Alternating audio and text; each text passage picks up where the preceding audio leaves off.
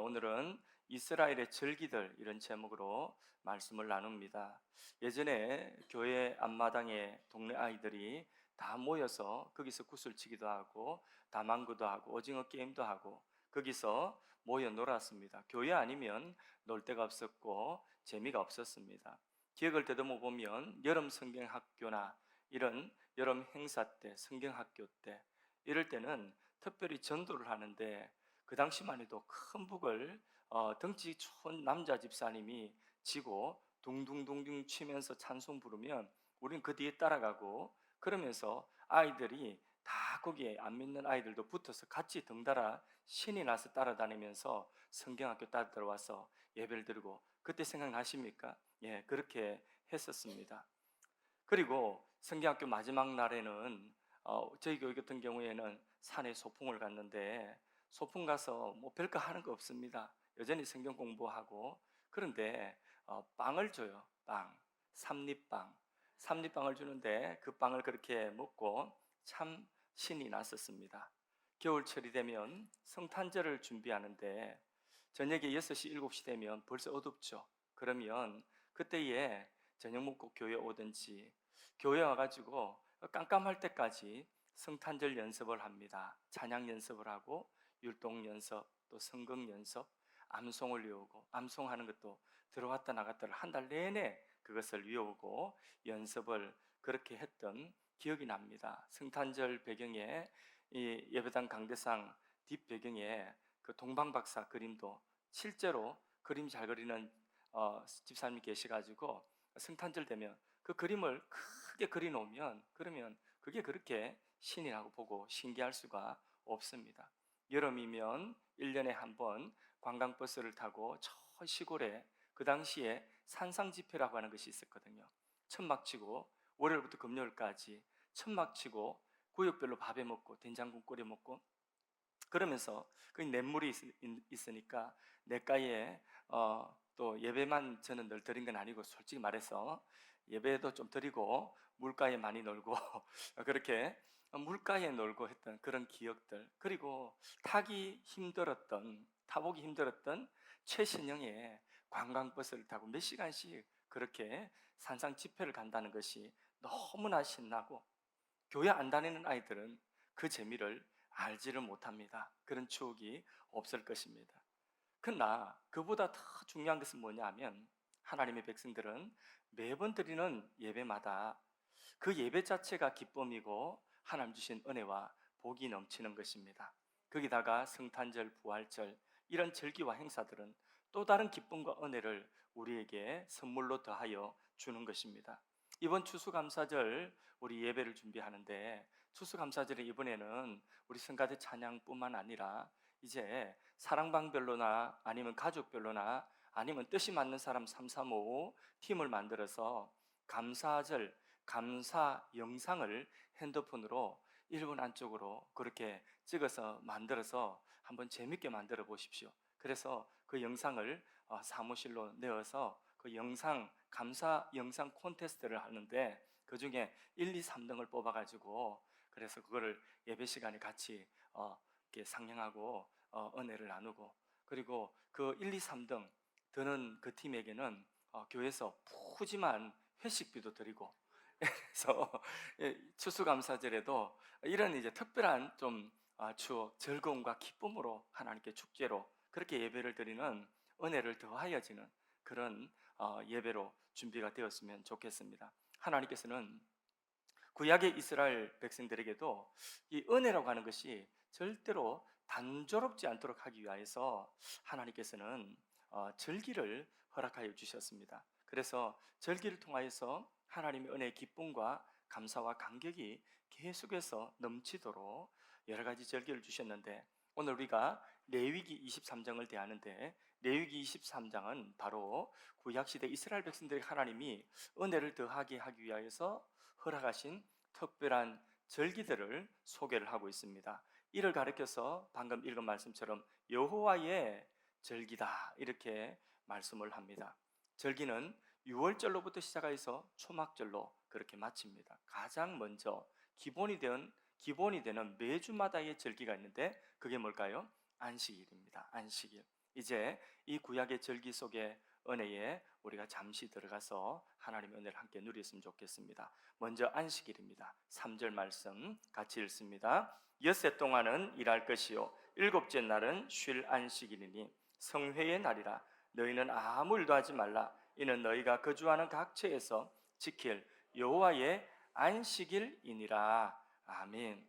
주인이 누군지 모르는 큰 집에 누군가가 들어가서 산다. 아니, 내가 주인이 누군지 모르는 큰 집에 들어가서 내가 지금 살고 있다. 마음 편하겠습니까? 그러면 큰 집인데, 좋은 집인데 어색할 것 같아요. 예, 쫓겨날 것 같은 그런 두려움과 염려가 있습니다. 그렇습니다. 예, 사람이 세상에 사는 것도 그와 같은 것입니다. 많은 사람들이 마치 주인 없는 큰 집, 좋은 집에 그 속에 들어가 살면서 엄청나게 큰 그 집에서 주인 나무 베어다가 다 써버리고 다 불 떼버리고, 그리고 주인이 그 만들어 놓은 동물들 다 잡아먹어버리고, 깊은 땅 속에 묻혀있는 어째 그런 석탄이나 석유까지도 다 알고 그거 속속 다 빼먹어버리고, 그러면서 주인이 만든 것들을 훼손하면서 살아가고 있는데 욕심은 끝이 없는 것입니다. 근데 왠지 모를 두려움과 불안함이 사람들에게 있는 것입니다. 이게 왜 그렇죠? 왜 그렇게 사람들은 세상 가운데서 두려움과 불안함이 있는 것이죠? 주인이 누군지 모르기 때문이에요. 그래서 분명히 주인이 있는데, 그런데 그 주인 몰래 자기가 주인 행사하면서 살아가면서 불안하지 않을 수 없죠. 두려워하지 않을 수 없고, 그게 왠지 모르는 그런 불안함이 뭘 자꾸 해도 뭘 채워도 불안한 것입니다. 그런데 안식일이라고 하는 것은 뭐냐 하면 모든 피조물의 주인이 누구라는 것을 고백하는 시간이죠. 하나님이라는 거예요. 하나님이 모든 피조물의 창조주요 주인이 되시며, 그리고 내 생명의 주인 되시며 내 모든 소유의 주인 되심을 고백하는 날이 바로 안식일인 것입니다. 그거 알려주고 그거 다시 고백하면서 그 고백할 때 하나님 주시는 불안 대신에 평안함과 불안 대신에 하나님 주시는 기쁨을 누리는 날이 안식일인 것입니다. 오늘 우리는 주일이라고 하죠. 주일이라고 하는데 왜 주일이라고 합니까? 주님의 날이니까. 다른 말로 주인이 누구라는 거죠? 우리 주님이라, 예수님이라는 거예요. 모든 세상과 모든 날들과 우리 인생과 우리에게 지금 주어진 모든 것들을 창조하시고 주권을 가지고 통치하시는 주인이 누구라고요? 예수님이라는 것입니다. 그래서 성회로 모여가지고 주일날은 하나님께 예배하며 하나님 주인 되심을 고백하는 날인 줄로 믿습니다. 하나님 말씀 따라 이 날을 우리에게 거룩하게 잘 지킬 때에 불안과 두려움은 떠나가고 하나님 주시는 평안과 안식이 우리에게 오고 새 소망과 기쁨이 넘치게 되는 것입니다. 내가 뭔가를 쉼없이 계속해서 만들어내고 뭔가 어떤 자리에 쉼없이 노력해서 올라가서 나의 불안함과 나의 두려움이 사라지는 것이 아니에요. 뭔가를 내가 취하여서 많이 쌓아놓고 나의 불안함이 사라지는 것이 아닌 것입니다.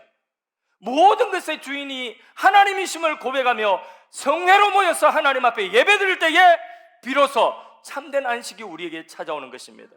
할렐루야. 그래서 안식일을 지키는 가장 기본적인 순종은 뭐냐 하면 아무 일도 하지 마라. 그날에 아무 일도 하지 마라. 일상에 하던 일을 멈추라는, 그날에는. 그리고 일상과 다른 일을 해야 되는데 그게 뭐죠? 모여서 성회로 하나님께 예배하라는 것입니다. 근데 참 안식은 하나님 안에 있습니다. 인정하십니까? 하나님이 안식이 하나님이셔. 우리가 아이들이 엄마 품 안에만 있어도 마음이 평안해지죠. 엄마한테 품에 안겨만 있어도 빽빽 울던 아이가 새근새근 잠드는 거, 그게 본능 아닙니까?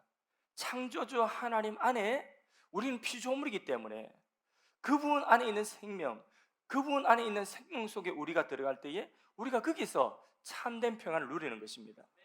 그런데 이 하나님이 자기 백성과 함께 하시기 위하여 오신 임마누엘, 그분이 누구죠? 예수 그리스도.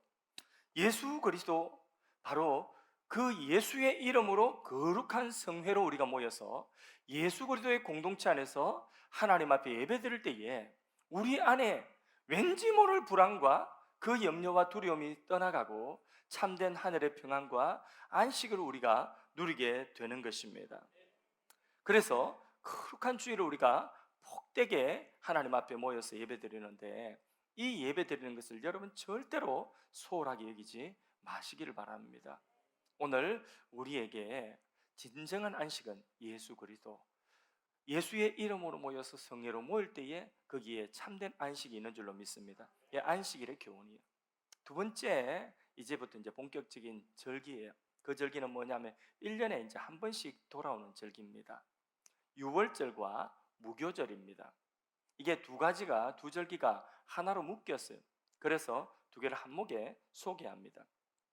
5절에서 8절까지 말씀을 합독해서 읽도록 하겠습니다. 첫째 날 열나한 날 저녁은 여호와의 유월절이요 이달 15날은 여호와의 무교절이니 이래 동안 너희는 무교병을 먹을 것이요 그 첫날에는 너희가 성회로 모이고 아무 노동도 하지 말며 너희는 이래 동안 여호와께 화제를 드릴 것이요 일곱째 날에도 성회로 모이고 아무 노동도 하지 말지니라. 아멘.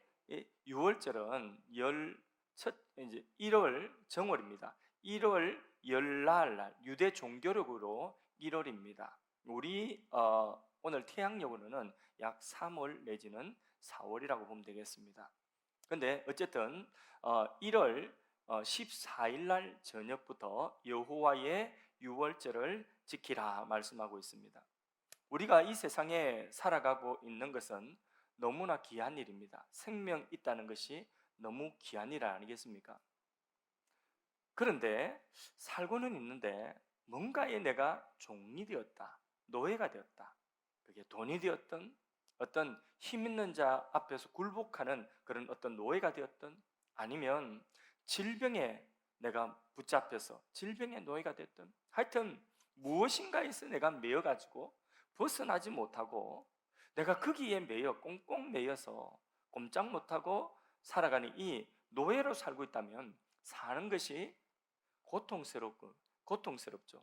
어쩌면 빨리 죽고 싶다 이런 생각이 들기도 합니다. 예, 구약의 이스라엘 백성들은 문명이 발달한 애굽에 살았습니다. 그리고 그 애굽에서 먹거리가 풍성하였지만은 그러나 그들의 삶은 무슨 삶이었느냐? 노예의 삶이었습니다. 그러니까 시키면 부르면 나가야 되고 일 시키면 강제 노역을 해야 됐습니다. 심지어는 아기를 낳아도 산의 아이를 낳으면 그러면 그 아기를 나일강에 자기 부모 손으로 던져서 강물에 던져서 아그밥이 되도록 하는, 물고기 밥이 되도록 던져야 되는, 이게 얼마나 가슴 아픈 일입니까? 어느 부모가 그렇게 하고 싶습니까? 근데 그렇게 해야 돼요. 안 그러면 가족이 다 죽어요. 그게 뭐죠? 노예라는 것이죠. 그렇게 노예 생활을 하고 있었습니다. 근데 하나님은 이스라엘 민족을 그 애굽의 노예 생활에서 구원하셨습니다. 그 사건을 뭐라고 하죠? 출애굽이죠. 거기서 애굽에서 구출해내는 데에 여러 재앙을 애굽에 내리셔서 비로소 바로를 굴복시키고 그 애굽에서 이스라엘 민족을 구원하시는데, 그 과정의 10번째 재앙이 뭐죠? 장자, 죽음의 재앙이죠. 애굽에 있는 모든 사람들은 다 죄인이에요. 그래서 생명의 씨앗이 되는 걸 죽이는 거죠. 그게 장자의 재앙입니다. 죽음의 사자, 하나님의 사자가 집집마다 다 닥치는데 집집마다 장자가 죽어나가는 죽음 소리, 곡소리가 납니다. 그런데 이스라엘 집에는 하나님이 뭐 하라고 했죠?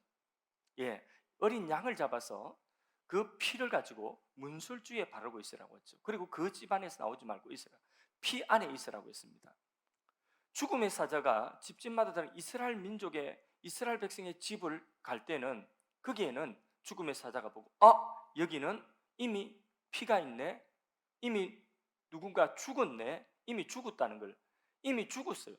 그렇기 때문에 여기는 지나가야 되겠구나 하고 넘어갑니다. 패스오버, 유월했다는 거죠.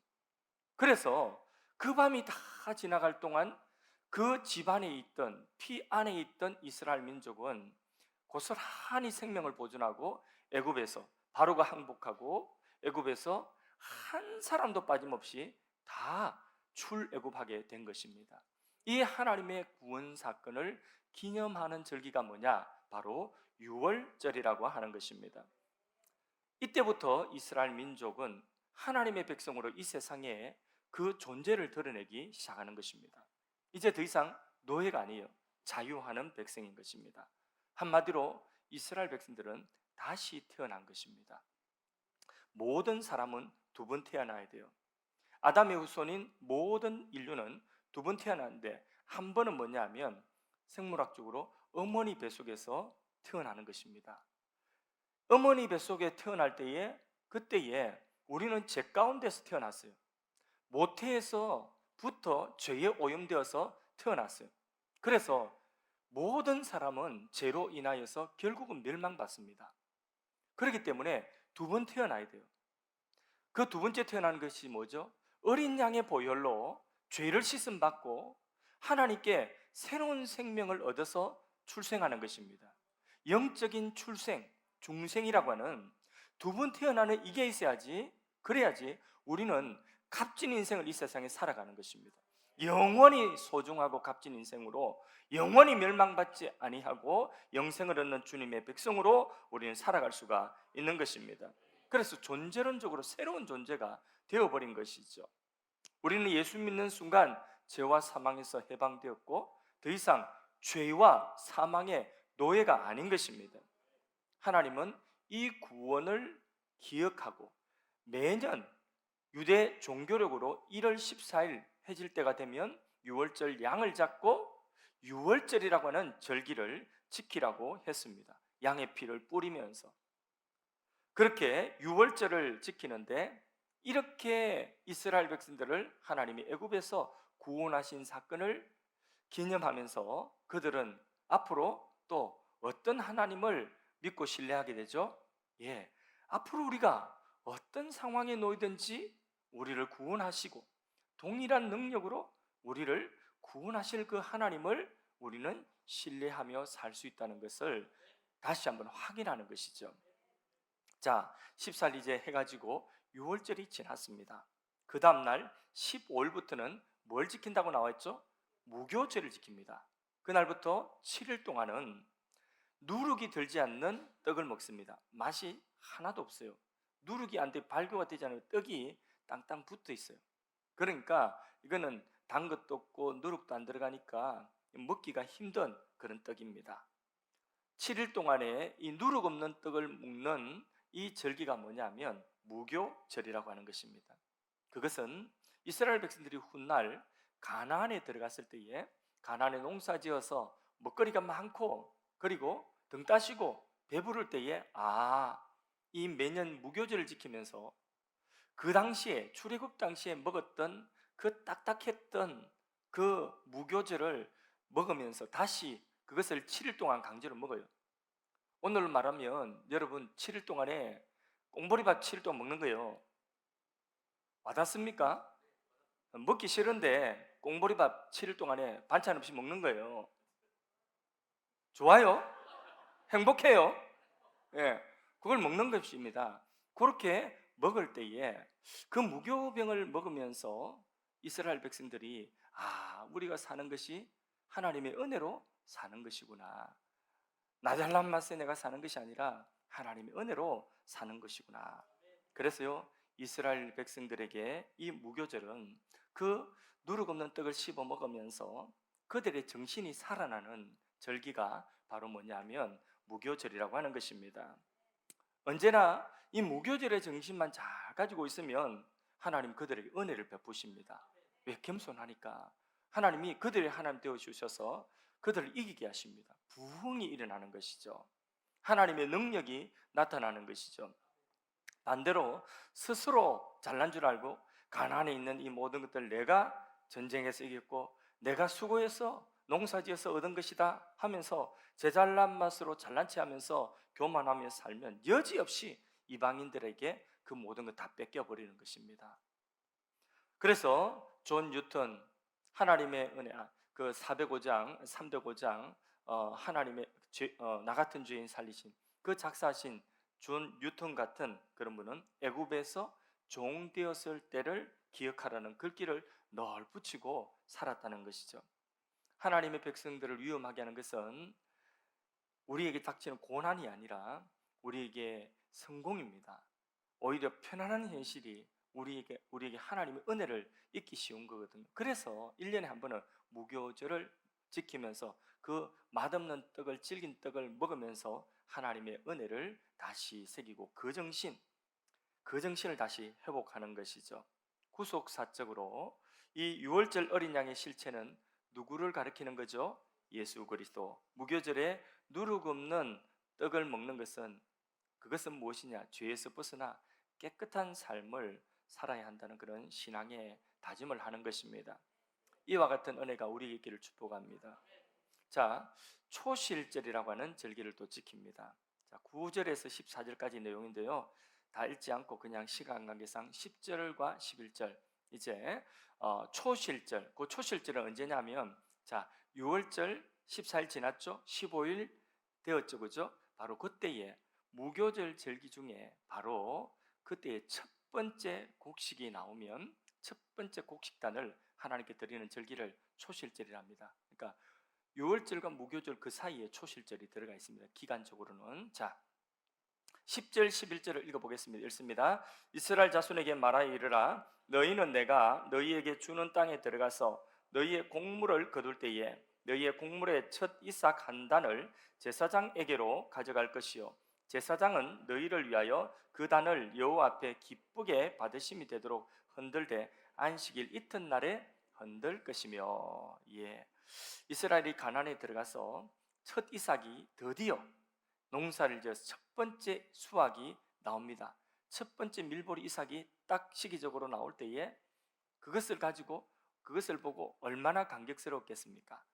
신기하죠, 그죠? 자, 만나만 먹다가 가나안에 이제 들어갔어요. 첫 번째 소산, 첫 번째 이삭이 딱 나왔을 때에 그걸 보고 너무 신기합니다. 그 이삭들이 알곡이 되기 전에 첫 번째 이제 이삭이 맺혀가지고 나오는 그게 딱 나왔을 때에 감격스럽고 감사한 거죠. 그래서 그걸 먹을 수는 없지만은 그 첫 번째 이삭을 싹 한 단을 담아가지고 그걸 마음을 거기에 담아가지고 첫 번째 곡식단을 하나님 앞에 요제로 드리는 거. 그것을 흔들어. 요제는 뭐냐면 흔드는 거거든요. 흔드는 제사예요. 이렇게 기쁘게 흔드는 거예요. 이렇게. 제가 오늘 컨디션이 안 좋아서 안 그러면 좀 기분 좋게 흔들 건데 예, 흔드는 겁니다. 막 흔들면 그렇게 흔들어서 기쁨으로 하나님께 감사의 제사 요제를 드리는 것입니다. 처음 것을 드리는 자는 이 줄기에서 한 단을 뽑았는데 이 줄기에서 이 밭에서 계속 나오는 그 곡식단 하나님께서 계속해서 이 밭에서 열매 맺게 하실 그 주님의 은혜를 또 기대하고 신뢰하는 거죠. 지금도 어떤 분들은 첫 번째 월급, 하나님 앞에 첫 월급을 타면 그 월급은 손대지 않고 그냥 고스란히 하나님 앞에 첫 번째 것으로 드리는 분들이 있습니다. 한 주 또는 한 달에 장사하시는 분, 사업하시는 분 같으면 한 주에 또는 한 달에 첫 번째 수입을 하나님 앞에 첫 열매로 드리는 분들도 있습니다. 저희 집안에 저희 형제들도 그렇고 우리 자녀들도 그렇고 다 첫 번째 수입은 다 그렇게 지금까지 해왔던 것 같습니다. 다 첫 번째 것은 첫 열매로 하나님께 드렸습니다. 자, 이렇게 첫 열매로 하나님께 드리는 그것이 참 귀한 마음이라고 봅니다. 하나님께서는 그렇게 초실절을 그 첫 번째 이삭의 수확을 한 단을 하나님 앞에 먼저 드리도록 하신 것입니다. 초실절에 이 구속사적인 의미도 있는데 그것은 부활의 열매라는 것입니다. 바울은 고린도전서 15장 부활장에서 고린도전서 15장 20절에 보면 그러나 이제 그리스도께서 죽은 자 가운데 다시 살아나셔서 그 다음 잠자는 자들, 죽은 자들의 뭐가 되셨다고요? 첫 열매, 부활의 첫 열매가 되셨다는 거죠. 예수님이 부활하신 그 부활은 첫 열매 초실이라는 거죠. 그래서 예수를 믿는 우리 모두는 동일하게 예수님과 같이 어떻게 한다고요? 부활하게 될 것이다. 할렐루야. 예. 이게 초실절 속에 감추어진 구속사의 의미인 것입니다. 주님의 부활을 첫 열매라고 고린도전서 부활장에서 이렇게 표현한 것은 바로 레위기의 오늘 본문 이 초실절을 염두에 두고 하신 말씀인 것입니다. 그래서 첫 11절에 첫 이삭을 안식일 이튿날에 흔들어 드린다 하는 이 말씀도 예수님께서 안식일 이튿날 다음 날, 그러니까 부활의 날 새벽 미명에 다시 살아나심으로 부활의 첫 열매 되심, 그것을 예표하신 말씀이라는 것이죠. 우리는 이 초실절의 의미, 처음 것, 그 처음 것이 하나님의 은혜로 맺혀졌으면 그걸 하나님의 은혜입니다 하고 하나님 앞에 첫 열매를 드리는 초실절의 마음을 가질 때에 그 줄기에서 나오고 그 밭에서 나오는 모든 소중한 것들 하나님께서 첫 번째 것처럼 다 열매 맺게 하실 줄로 믿고 신뢰하며 감사하는 것이죠. 예, 그게 구속사적으로는 바로 예수님의 부활의 첫 열매가 바로 우리의 부활을 보증하는 것이다 하는 것이죠. 그 다음에 오순절 맥추절이라고도 합니다. 자, 15절에서 22절까지 오순절 맥추절 이 절기인데 다 읽지 않고 15절에서 17절까지만 읽도록 하겠습니다. 안식일 이튿날 곧 너희가 요제로 곡식단을 가져온 날로부터 세워서 이 초실절로부터 이제 초실절입니다. 그때부터 날수를 세워서 읽습니다. 일곱 안식일의 수요를 채우고 그러면 자, 일곱 안식일이면 그러면 일주일에 7일이니까 곱하기 7, 7번 지난 며칠 지난 거죠? 7, 7, 49. 그래서 77절이라고 하기도 합니다. 자, 근데 그 곡식이 뭐냐? 그 곡식이 보리, 밀 추수할 때거든요. 그래서 보리 밀 추수할 때라고 해서 그 곡식, 보리 추수한 데서 매추절이라 이렇게 말도 하고요. 16절 읽습니다. 일곱 안식일 이튿날까지 합하여 50일을 계수하여 새 소재를 여호와께 드리되 50일을 계수하여 그러니까 일곱 안식일 그 다음 날 합하여서 50일 그래서 뭐라고 한다고요? 오순절이다. 매추절, 77절, 오순절 다 같은 절기를 부르는 말입니다. 자, 17절 읽습니다. 너희의 처소에서 10분의 2 에바로 만든 떡 2개를 가져다가 흔들지니 이는 고운 가루에 누룩을 넣어서 구운 것이요 이는 천요제로 여호와께 드리는 것이며 예, 우리가 세상을 살다 보면 때때로 새로운 능력이 공급되어져야 될 때가 있습니다. 그래서 때때로 새로운 어떤 영적인 재충전이 있든지 뭔가가 우리 삶에 새로운 활력소가 있어야 됩니다. 그렇지 않으면 사람 매너리즘에 빠지고 또 점점 그 모든 동기가 약해지게 되는 거죠. 그래서 힘을 점점 동력을 잃어가게 되는 것입니다. 그래서 목회자들은 뭐 어떤 분들은 세미나를 찾아가기도 하고 그래서 거기서 뭐 영적인 충전을 받아오기도 하고 일주일 산기도를 갔다 오기도 하고 뭐 어떤 분들은 안식년을 가기도 하고 이렇게 새로운 충전을 가지고 또 평신도들 같은 경우에는 자기 개발을 위해 틈틈이 새로운 어떤 그 자신의 삶의 개발을 위해서 뭐 공부를 한다든지 자격증을 준비한다든지 뭐 이렇게 자기 개발을 하기도 하는 것이죠. 하나님께서 이스라엘 백성들에게 매추제를 지키게 하신 그 절기에 하나님은 뭘 주시느냐? 새로운 은혜, 하나님의 새 능력을 부어 주시는 것입니다. 매추절은 이스라엘 백성들이 능력을 받는 날입니다. 모세는 이 매추절 시기에 시내산에 올라서 하나님의 영광을 보았죠. 그리고 그 하나님의 영광과 하나님과 독대하면서 하나님께 주시는 십계명, 하나님의 율법을 돌비에 친히 새겨 주신 그 돌비를 받았습니다. 하나님의 영광을 시내산에서 보면서 하나님 능력이 모세에게 임하는 것을 다시 체험하고 힘을 얻었던 것이죠. 예. 그리고 신약 시대에는요, 예수님의 십자가가 예수님 십자가 죽으신 것이 구약의 어떤 절기에 예수님 십자가 죽으셨죠? 어떤 절기에 죽으셨죠? 왜 그러세요? 예수님이 어느 절기에 십자가에 죽으셨어요? 최후의 만찬, 유월절 양을 떼며, 떡을 떼며, 6월절, 예수님이 6월절 어린 양으로 죽으셨거든요. 예수님이 십자가 죽으신 절기가 그때가 구약의 6월절이에요. 6월절 절기. 그 6월절 죽으셨죠. 십자가 죽음이. 그런데 이 6월절 이후에 예수님 죽으신 이후에 안식 후 첫날, 이게 초실절로 보면 예수님 부활하셨죠. 초실절로 보면 그로부터 77 지나가지고 7 안식이 지나고 오순절이 되는 때에, 그때에 하나님께서 뭘 보내주셨죠?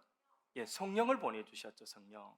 그래서 요 줄기에, 구약에는 모세에게 하나님께서 십계명을 주셨고 계명을 주셨단 말이에요. 그 다음에 또 신약에는 요 절기에 오순절 성령이 교회 가운데 처음으로 임하였던 것입니다. 할렐루야. 그래서 하나님 백성들에게 큰 부흥이 일어났죠. 두려워하던 하나님 백성들에게 성령을 부어주시니까 오순절 성령을 체험하고는 두려움이 사라졌어요. 뛰쳐나가서 복음을 전파하기 시작하는 것입니다.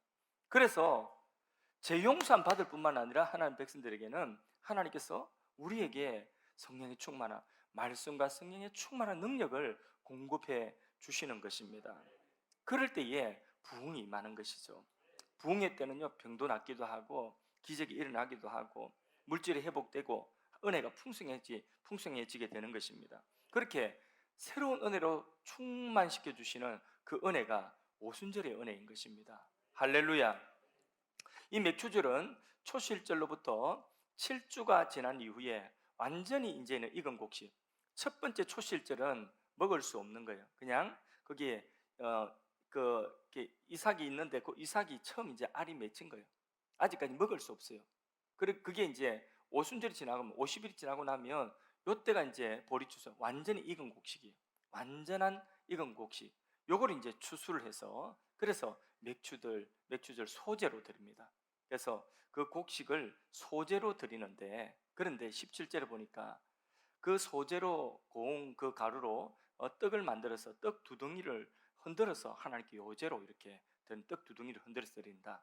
이것은 뭐냐면 성령이 강림하고 태동한 신약 교회가 유대인과 이방인, 유대인의 떡과 이방인의 떡이 이게 한 덩어리가 되어서 하나의 교회를 이룰 것을 말씀하고 있는 것이죠. 그렇습니다. 성령이 임하고 부흥의 역사가 나타날 때는 교회가 한 덩어리가 되는 것입니다. 전라도에서 오고 강원도에서 오고 충청도에서 오고 경상도에서 오고 각지에서 온 사람들이 또 이런 사람 저런 사람, 이런 성격 가지고 저런 성격 가지고 침례교회에서 신앙생활 하던 사람, 순복음교회 신앙생활 하는 사람, 감리교회 신앙생활 하는 사람, 장로교회 신앙생활 하는 사람들이 한데 모여서 한 덩어리가 되는 것입니다. 그리고 하나님의 역사를 이루는 것입니다. 하나님 능력이 임하고 부흥의 때는 그렇습니다. 하나가 되어지는 거예요. 완전히 둘로 가로막혀진 이 담이 허물어지고 한 덩어리 하나의 떡이 되는 것이에요. 그런데 마귀 역사는 뭘까요? 하나를 자꾸 쪼갭니다. 연합되어 있고 분위기 좋은데 자꾸 쪼개고 분열하게 하고 불신하게 하고 허물고 이간질하고, 이게 마귀 역사라니까요. 교회는 하나님의 성령이 충만하게 임하셔서 말씀 안에 성령 안에 충만하여서 서로 하나가 될 수 없는 너무 다른 사람들이 하나의 떡덩어리가 되어서 하나님의 놀라운 능력의 통로가 되어야 되는 것입니다. 할렐루야. 그래서 맥주절 성회를 선포하고 이날에 다른 사람에게 또 사랑을 베풀라고 말씀하고 있습니다. 22절 말씀 보겠습니다. 너희 땅에 곡물을 벨 때에 밤 모퉁이까지 다 베지 말며 떨어진 것을 줍지 말고 그것을 가난한 자와 거류민을 위하여 남겨두라. 나는 너희 하나님 여호와니라. 우리가 하나님께로부터 은혜를 받았다고 한다면 다른 사람에게도 인색해서 안 되는 거죠. 흘러보내라. 이 맥주절에 풍성한 하나님의 은혜, 새로운 능력을 받았으면 이것을 그 자리에 머물러 둘지 말고 너희끼리 즐기지 말고 좋아하지 말고 이것 가지고 흘러보내라.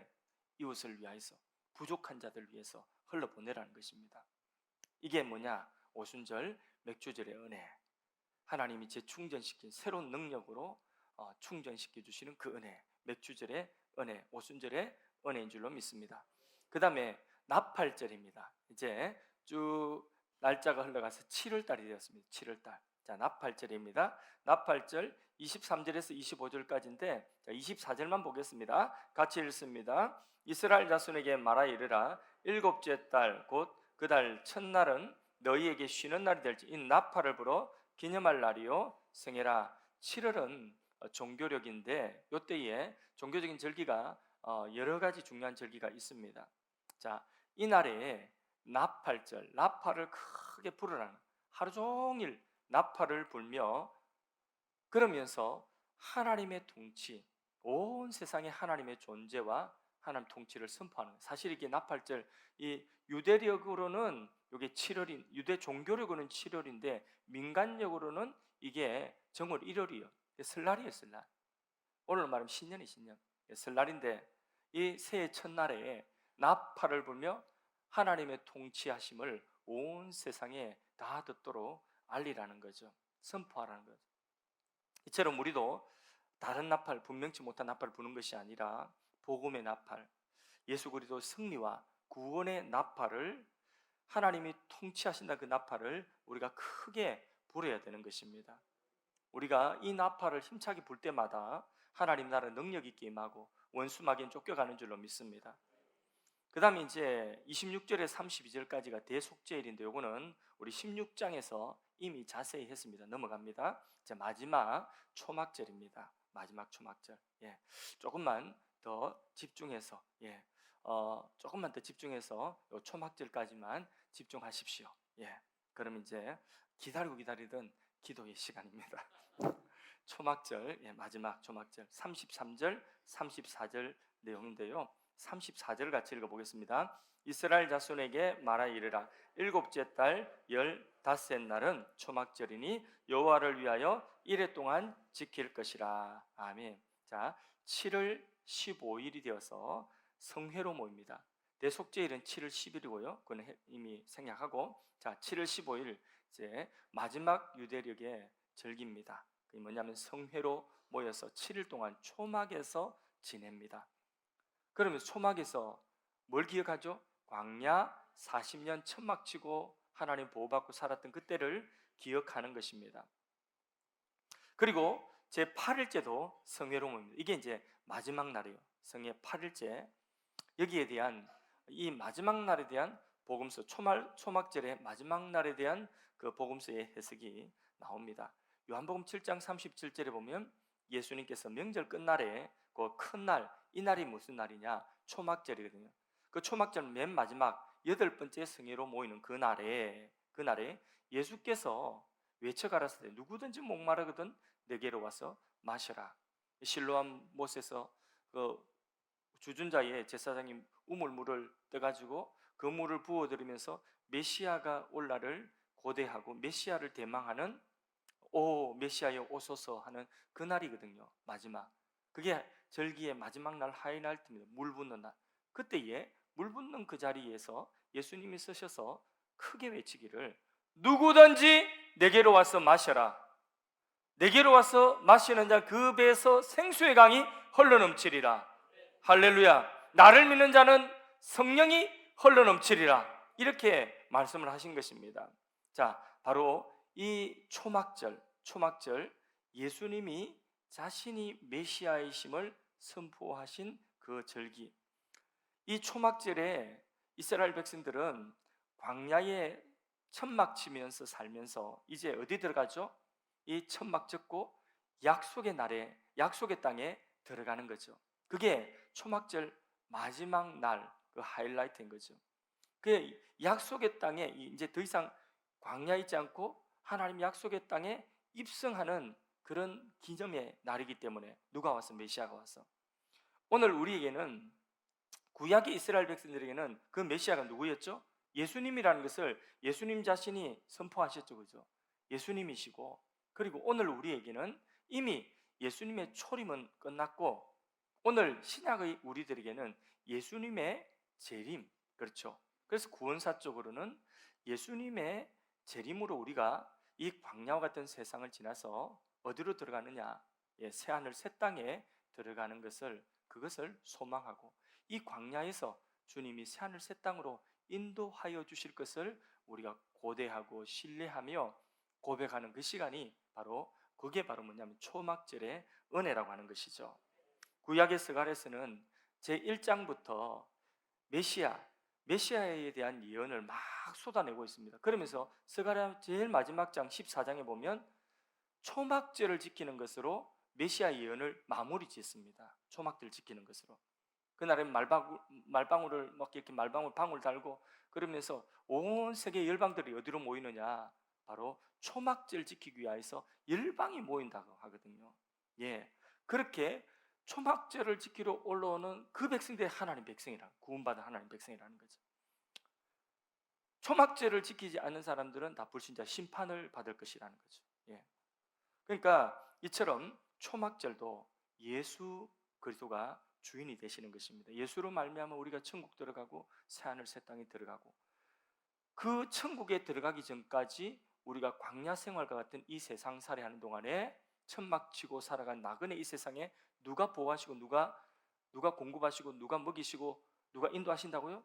우리 예수님이 인도하신다는 것입니다.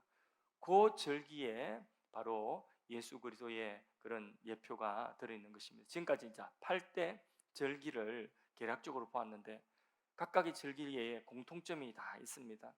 시간 관계상 생략했지만 첫째는 뭐냐면 여호와께 화제로, 곡식으로 드리는 제사를 할지라도 화제, 제물을 짐승 어린 양 제물을 역시 화제로 태워서 함께 드리게 되어 있습니다.